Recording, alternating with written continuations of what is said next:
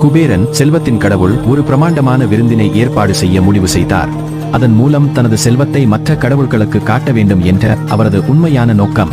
அவரது விருந்திற்கு எல்லா கடவுள்களையும் அழைத்த குபேரன் சிவபெருமானையும் அழைக்க கையில் கும்பிட்டு காலையில் கையளித்து அழைத்தார். ஆனால் சிவபெருமான் குபேரனின் உண்மையான நோக்கத்தை உணர்ந்து ஒரு பாடம் கற்பிக்க தீர்மானித்தார்.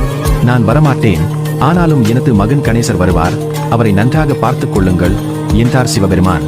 குபேரன் ஒப்புக்கொண்டு ஏற்பாடுகளை தொடங்கினார். அந்த நாளில் எல்லா கடவுள்களும் விருந்து வருகை தந்தனர். கணேசரும் வந்தார். ஆனால் குபேரன் எதற்கும் தயாராகவில்லை.